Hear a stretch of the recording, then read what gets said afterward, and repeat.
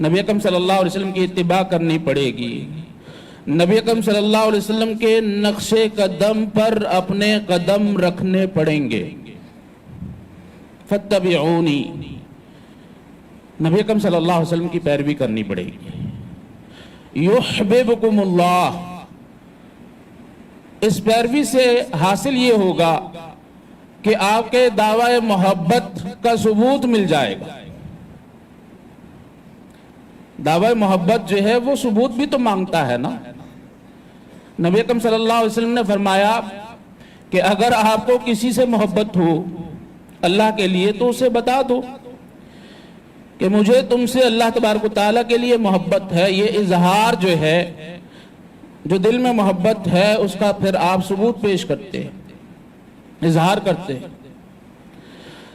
تو اللہ تبارک و تعالیٰ سے محبت کا اظہار یہ ہے کہ نبی اکرم صلی اللہ علیہ وسلم کی پیروی کی جائے، اور اگر اس طرح آپ دعوی محبت میں سچے ثابت ہوں گے، یحببکم اللہ، تو اللہ تبارک و تعالیٰ آپ سے محبت کرنے لگ جائیں گے، اللہ تبارک و تعالیٰ محبت کرنے لگ جائیں گے۔ ایک حدیث میں آتا ہے کہ من عاد لی ولیا فقد آذنتہ بالحرب، اللہ تبارک و تعالیٰ کا محبوب بننا کوئی معمولی بات نہیں ہے۔ جب اللہ تبارک و تعالیٰ کا انسان دوست بن جاتا ہے تو اس کی دوستیاں اللہ تبارک و تعالیٰ کی دوستیاں بن جاتی ہیں، اور اس شخص کی دشمنیاں اللہ تبارک و تعالیٰ کی دشمنی بن جاتی ہیں۔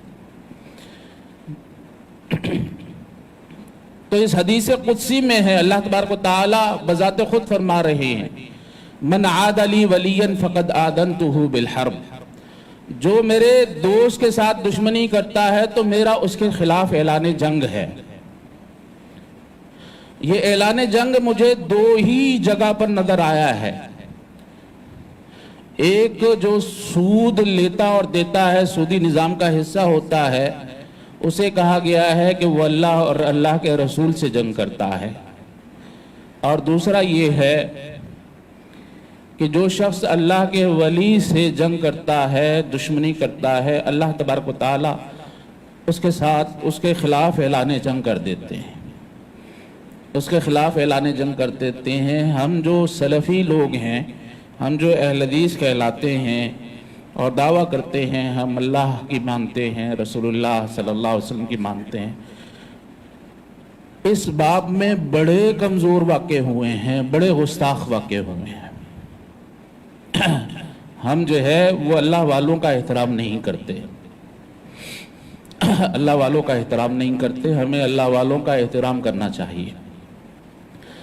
تو اللہ تبارک و تعالیٰ فرماتے ہیں کہ جو میرے ولی کے ساتھ دشمنی کرتا ہے وہ دراصل میرا دشمن ہو جاتا ہے، اور پھر اللہ تبارک و تعالیٰ نے اپنی محبت کے حصول کے لیے اور ولی بننے کے لیے، دوست بننے کے لیے اسی حدیث کے اندر طریقہ کار بتایا ہے، اسی حدیث کے اندر طریقہ کار بتایا ہے، اور کہا ہے کہ میرا دوست بننے کے لیے سب سے پہلے فرائض کے اوپر عمل کرنا پڑے گا۔ مَا تَقَرَّبَ إِلَيَّ عَبْدِي بِشَيْءٍ أَحَبَّ إِلَيَّ مِمَّا افْتَرَضْتُهُ عَلَيْهِ أَوْ كَمَا قَالَ اللَّهُ سُبْحَانَهُ وَتَعَالَى، کہ میرا دوست بننے کے لیے سب سے پہلے فرائض کے اوپر عمل کرنا پڑے گا۔ دراصل یہ فرائض اللہ تبارک و تعالیٰ کے محبوب اعمال ہیں جن کو ہم پر فرض کر کے اللہ تبارک و تعالیٰ چاہتے ہیں کہ بندہ اس کے اوپر عمل کرے اور پھر وہ میرا محبوب بن جائے۔ اس لیے فرائض کا موازنہ نوافل سے نہیں کیا جا سکتا، کبھی بھی نہیں کیا جا سکتا۔ اللہ کی قسم، ایک نماز فرض ہو، ساری زندگی کے نوافل ہو، وہ فرض جو ہے فوقیت رکھتا ہے سارے نوافل کے اوپر۔ یہ ایک جو جمعہ آپ پڑھنے آتے ہیں یہ فرض ہے، اور المیہ یہ ہے کہ اس فرض کو ہم کس طرح ادا کر رہے ہیں۔ یہودیوں کے اوپر اللہ تبارک و تعالیٰ نے جو یہ ہفتے کا دن جو ہے مقدس بنایا تھا، اس کے 24 گھنٹے بنتے ہیں، 24 گھنٹے کے وہ پابند ہے، اور ہمیں تقریباً یہ 1 گھنٹہ بھی نہیں بنتا۔ اور جب انہوں نے اس کا احترام اس فرض کا نہیں کیا تو اللہ تبارک و تعالیٰ نے کہا کونوا قردۃ خاسئین، ذلیل و خوار بندر بن جاؤ۔ ہم 1 گھنٹہ پابندی نہیں کر سکتے، وہ 24 گھنٹے کے جو ہے وہ پابندی کو پامال کر کے ذلیل ہوئے، خوار ہوئے، ہم 1 گھنٹہ پابندی نہیں کر سکتے۔ اگر 1 گھنٹہ یہ اس طرح گزارا جائے جس طرح رسول اللہ صلی اللہ علیہ وسلم نے بتایا یہ فرض ہے، تو جو آپ گھر سے قدم اٹھاتے ہیں ہر قدم پر آپ کو 1 سال کی تہجد اور 1 سال کے روزوں کا ثواب ملتا ہے۔ یہ فرق ہے فریضے کے اندر اور نفل کے اندر۔ تو اللہ تبارک و تعالیٰ کی محبت کے حصول کے لیے جو فرائض اللہ تبارک و تعالیٰ کے حق میں آپ کے اوپر فرض کیے ہیں ان کو ادا کیجئے، اللہ تبارک و تعالیٰ کا محبوب بننا شروع ہو جائیں گے آپ۔ اور پھر جو فرائض حقوق العباد میں فرض کیے ہیں وہ بھی اسی طرح مطلوب ہے، وہ بھی اسی طرح مطلوب ہے۔ آپ دیکھیے کہ وہ جریج نے اللہ تبارک و تعالیٰ کے لیے نوافل ادا کرتے ہوئے ماں کے فرض کو نظر انداز کیا۔ اللہ تبارک و تعالیٰ نے فاحشہ عورت کا چہرہ بھی دکھایا اسے، لوگوں نے جوتوں اور تھپڑوں اور لاتوں سے مارا بھی اور اس کا جو ہے وہ جھوپڑی بھی گرا دی۔ یہ فرائض اور نوافل میں فرق ہے، یہ فرائض اور نوافل میں فرق ہے۔ حقوق العباد میں خواہ فرض ہو آپ اسے اللہ تبارک و تعالیٰ کے لیے نوافل ادا کرتے ہوئے نظر انداز نہیں کر سکتے۔ تبلیغی چلہ کاٹتے ہوئے اپنے گھر والوں کو نظر انداز نہیں کیا جا سکتا۔ یہ کوئی عذر نہیں ہے کہ میں تبلیغی چلہ کاٹنے کے لیے جا رہا ہوں اور گھر والوں کا جو کچھ بنتا ہے بنتا رہے۔ تو اللہ تبارک و تعالیٰ جو ہے وہ چاہتے ہیں کہ فرائض کے اوپر عمل کیا جائے، اور یہ سب سے زیادہ اللہ تبارک و تعالیٰ کو محبوب ہے۔ اور پھر فرائض کے بعد انسان نوافل کے اوپر جو ہے وہ عمل کرتا ہے یہاں تک کہ اللہ تبارک و تعالیٰ کا محبوب بن جاتا ہے۔ اور ان نوافل کے اندر بھی اللہ تبارک و تعالیٰ نے مختلف مواقع رکھے ہیں۔ یہ جو دور گزر رہا ہے یہ نوافل ادا کرنے کا سب سے بہترین دور ہے، سب سے بہترین دور ہے۔ ما من اعمال احب الی اللہ تعالی، جو بھی جو ہے وہ آپ عمل کرتے ہیں ان 10 دنوں کے علاوہ پورے سال کے کسی بھی حصے میں، تو اللہ تبارک و تعالیٰ کو جو ان ایام میں عمل کیا جاتا ہے وہ اللہ تبارک و تعالیٰ کو زیادہ محبوب ہے، اللہ تبارک و تعالیٰ کو زیادہ محبوب ہے۔ کہا وَلَا الْجِهَادُ فِي سَبِيلِ اللَّهِ، کہا جہاد بھی نہیں اگر اللہ تبارک و تعالیٰ کے راستے میں کیا جائے۔ جہاد اسلام کی کوہان ہے، سب سے اونچا مقام ہے۔ اگر جہاد کا تصور نہیں ہے آپ کے ذہن میں تو آپ منافق ہیں۔ میں منافق ہوں اگر مجھے مرنے کا جو ہے وہ شوق نہیں ہے اللہ تبارک و تعالیٰ کے راستے میں، اور اگر جہاد کا جذبہ ہے تو میں بھی ایمان والا ہوں۔ یہ اس قدر بڑی بات ہے۔ کہا وَلَا الْجِهَادُ فِي سَبِيلِ اللَّهِ، نبی اکرم صلی اللہ علیہ وسلم جہاد کا بھی یہ مقام نہیں ہے، کہا وَلَا الْجِهَادُ فِي سَبِيلِ اللَّهِ، کہا جہاد کرنا بھی اللہ کے راستے میں دوسرے ایام میں ان ایام کے اعمال کو نہیں پہنچ سکتا، الا مگر وہ شخص جو اپنا مال لے کر نکلا ہو، اپنی جان لے کر نکلا ہو، نہ مال واپس آئے نہ جان واپس آئے۔ حدیث میں آتا ہے سب سے افضل شہید وہ ہے جو گھوڑے پر سوار ہوتا ہے اللہ تبارک و تعالیٰ کے راستے میں، نہ گھوڑا رہتا ہے نہ وہ شخص رہتا ہے، اللہ تبارک و تعالیٰ اس کے مال کو بھی قبول کر لیتا ہے، اللہ تبارک و تعالیٰ اس کی جان کو بھی قبول کر لیتے ہیں۔ تو نوافل پر عمل کیجئے ان ایام میں، نماز وقت پر ادا کیجئے۔ اللہ تبارک و تعالیٰ کو نماز وقت پر ادا کرنا بڑا محبوب ہے۔ والدین کے ساتھ جو ہے نیکی زیادہ کیجئے ان ایام میں، اللہ تبارک و تعالیٰ کو والدین کے ساتھ نیکی کرنا بڑا محبوب ہے۔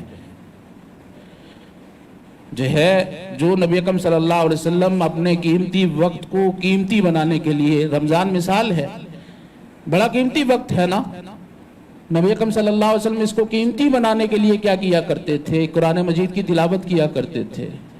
نبی اکرم صلی اللہ علیہ وسلم اللہ تبارک و تعالیٰ کے راستے میں خرچ کیا کرتے تھے۔ نبی اکرم صلی اللہ علیہ وسلم تہجد کا اہتمام کیا کرتے تھے۔ تہجد کا تو ویسے ساری زندگی اہتمام کیا ہے، لیکن یہاں پر تراویح کا اپنا اعتبار ہے۔ نبی اکرم صلی اللہ علیہ وسلم ذکر و اذکار کیا کرتے تھے۔ نبی اکرم صلی اللہ علیہ وسلم استغفار کیا کرتے تھے۔ تو یہ سارے کام ان ایام میں کیے جا سکتے ہیں، روزہ، اور یہ وہ خوبصورت دن ہیں جہاں پر ساری ہی نیکیاں جمع ہو سکتی ہیں، اور کوئی ایسے ایام نہیں ہیں جہاں پر آپ ساری نیکیاں جمع کر سکیں۔ حج جو ہے اس کا ٹائم ہے مخصوص، اور وہ یہی انہی ایام میں ہے۔ قربانی کا ٹائم مخصوص ہے، وہ انہی ایام میں ہے۔ باقی آپ روزے بھی رکھ سکتے ہیں ان ایام میں، اور بھی عبادتیں ساری کی ساری ہو سکتی ہے، لیکن رمضان میں حج نہیں کیا جا سکتا، رمضان میں قربانی نہیں کی جا سکتی۔ اس لیے ان ایام کو خوبصورت ترین ایام کہا گیا ہے۔ اور پھر آپ دیکھیے کہ اس میں وہ حاجیوں کے ساتھ ہماری نسبتیں بن رہی ہیں۔ یہ جو ناخن نہ کاٹنا، بال نہ کاٹنا، یہ حاجیوں کے ساتھ دراصل ایک نسبت ہے، اور ان نسبتوں کا بھی بڑا اعتبار ہے اللہ تبارک و تعالیٰ کے ہاں۔ شروع میں ذکر کیا جا چکا ہے کہ اللہ والوں سے محبت بھی دراصل اللہ تبارک و تعالیٰ کی محبت کا باعث بنتا ہے، ان کے ساتھ نسبت بھی دراصل اللہ تبارک و تعالیٰ کے ساتھ نسبت کا باعث بنتی ہے۔ اور پھر آپ دیکھیے ادھر صدائیں لگ رہی ہیں، لبیک اللہم لبیک لبیک لا شریک لک لبیک۔ یہاں پر ہمیں صدائیں لگانے کا یہ حکم دیا ہے کہ اللہ اکبر لا الہ الا اللہ واللہ اکبر وللہ الحمد۔ اور اللہ تبارک و تعالیٰ کے ذکر سے بڑی عبادت کوئی ہے ہی نہیں، وَلَذِكْرُ اللَّهِ اکبر۔ ان ایام میں اسی عبادت کے اوپر زور دینے کا حکم دیا ہے۔ اللہ تبارک و تعالیٰ سے دعا ہے کہ اللہ تبارک و تعالیٰ ہمیں وقت کو صحیح استعمال کرنے کی توفیق عطا فرمائے۔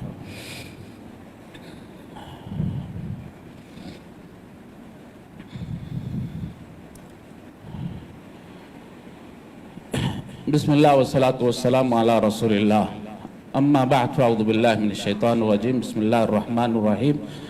قال تعالی ازہد فی الدنیا یحبک اللہ وازہد فیما عند الناس یحبک الناس۔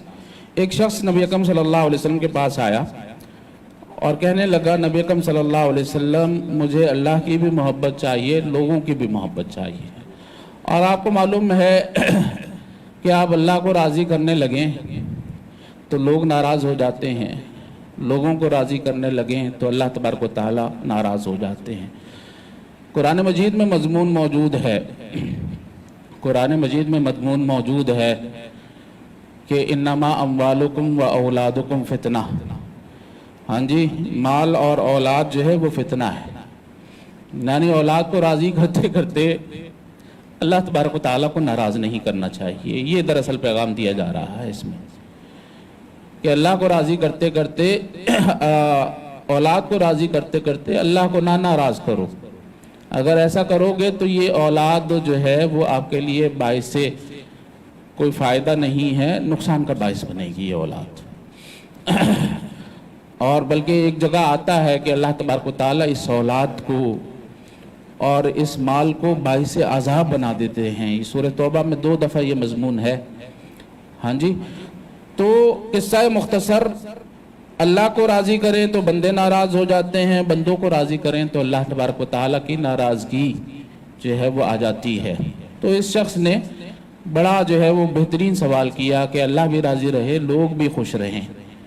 تو نبی اکرم صلی اللہ علیہ وسلم نے بڑا جامع اور معنی جواب دیا، کہا ازہد فی الدنیا، دنیا سے بے رغبتی اختیار کر لو، یحبک اللہ، اللہ تبارک و تعالیٰ راضی ہو جائیں۔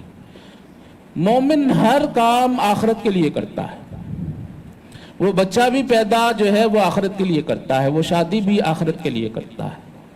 بل تؤثرون الحیات الدنیا والآخرۃ خیر وابقیٰ، اس کی ہمیشہ نظر آخرت پر رہتی ہے۔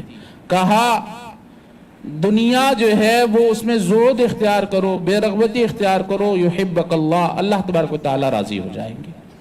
ہر کام آخرت کے لیے جو ہے وابتغی فیما آتک اللہ الدار الآخرہ، ایسے ہی ہے، جو کچھ ہے آپ کے پاس، جو کچھ ہے، عزت ہے، شہرت ہے، دولت ہے، اولاد ہے، کنبہ قبیلہ ہے، جو کچھ ہے ظاہر میں ہے، باطن میں ہے، وہ سب کچھ آخرت کی تلاش میں لگا دیجئے۔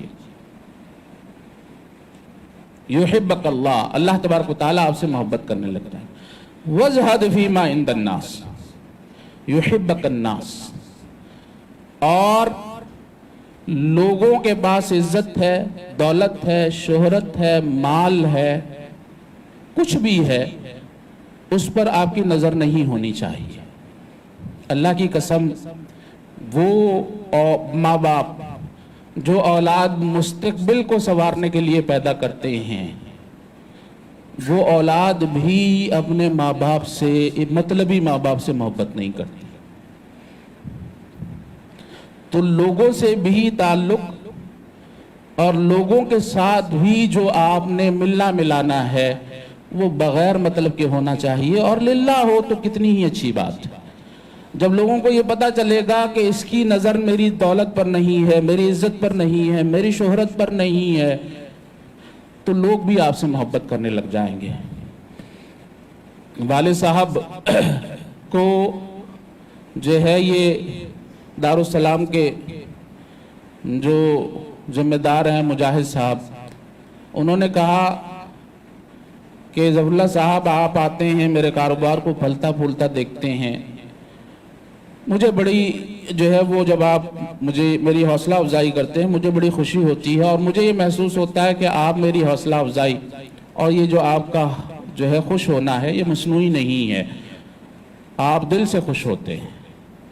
تو والد صاحب نے یہ کہا کہ مجاہد، میں جب بھی کوئی میرا دیندار بھائی پھلتا پھولتا ہے تو مجھے ایسا لگتا ہے جیسے میں پھل پھول رہا ہوں۔ کیا نبی اکرم صلی اللہ علیہ وسلم کے بارے میں یہ بات نہیں ہے کہ عزیز علیہ ما عنتم؟ ہاں جی، پوری امت کا نقصان نبی اکرم صلی اللہ علیہ وسلم کو بڑا گراں گزرتا ہے۔ حریص علیکم، ہمارے ہر فائدے کے لیے وہ کوشاں رہتے ہیں۔ اگر لوگوں کے ساتھ اس بنیاد پر تعلق ہو جس طرح کہا گیا ہے کہ وَالنُّصْحُ لِكُلِّ مُسْلِمٍ، ہر مسلمان کا بھلا کرے، ہاں جی، یحبک الناس، لوگوں بھی آپ لوگوں سے بلا غرض محبت کیجئے، لوگ بھی آپ سے بلا غرض محبت کریں گے۔ ہم نے پچھلے دور میں تو یہ تھا، ہم نے تو اس دور میں مولانا عائش محمد صاحب کی صورت میں یہ دیکھا ہے، ہاں جی، اس حدیث پر عمل کرتے ہوئے انہیں وہ زاہد فی الدنیا بھی تھے اور زاہد فیما عند الناس بھی تھے، اور اللہ تبارک و تعالیٰ نے ہمیں امید ہے کہ اللہ تبارک و تعالیٰ بھی ان سے محبت کرتے ہوں گے۔ لوگ تو ہم نے دیکھے ہیں ان سے محبت کرتے ہوئے۔ اللہ تبارک و تعالیٰ سے دعا ہے کہ اللہ تبارک و تعالیٰ ہمیں اللہ کی محبت کا خیال رکھنے کی توفیق عطا فرمائے، رسول اللہ صلی اللہ علیہ وسلم کی محبت کا خیال رکھنے کی توفیق عطا فرمائے۔ یہ نقطہ رہ گیا ہے، رسول اللہ صلی اللہ علیہ وسلم بھی اپنی پیروی سے ہی خوش ہوں گے۔ قیامت کا منظر ہے، کچھ لوگ آ رہے ہوں گے نبی اکرم صلی اللہ علیہ وسلم کے ہاتھ سے جام کوثر لینے کے لیے، فرشتے درمیان میں حائل ہو جائیں گے اور کہیں گے، نبی اکرم صلی اللہ علیہ وسلم کہیں گے یہ میری امت ہے، ہاں جی، اور نبی اکرم صلی اللہ علیہ وسلم انہیں محبت کی نظر سے دیکھ رہے ہوں گے۔ فرشتے یہ بتائیں گے کہ یہ وہ لوگ ہیں جنہوں نے آپ کے بعد آپ کے دین کو بدل دیا تھا، تو نبی اکرم صلی اللہ علیہ وسلم کی محبت ناراضگی میں تبدیل ہو جائے گی اور کہیں گے سحقن سحقن لمن غیر بعدی، برا ہو، بربادی ہو اس شخص کے لیے جو میرے بعد جس نے دین کو تبدیل کر دیا۔ تو مختصراً بات یہ ہے کہ نبی اکرم صلی اللہ علیہ وسلم کی اتباع ہی اللہ تبارک و تعالیٰ کی محبت کا باعث بنتی ہے، اور اللہ تبارک و تعالیٰ کی نبی کی بھی محبت آپ کو جبھی حاصل ہوگی۔ حمزہ کو یہی تو کہا تھا کہ میں راضی اس بات پر نہیں ہوا کہ آپ نے ابو جہل کا سر پھاڑ دیا، میں تو راضی جب ہوں گا جب آپ میرے نقش قدم پر چلیں گے۔ اور چچا نے جو ہے رسول اللہ صلی اللہ علیہ وسلم کو راضی کرنے کے لیے اسلام میں داخل ہو گئے۔ تو محمد کی بھی رضا وہی ہے صلی اللہ علیہ وسلم جو اللہ کی تعالیٰ کی رضا ہے۔ وآخر دعوانا ان الحمد للہ رب العالمین۔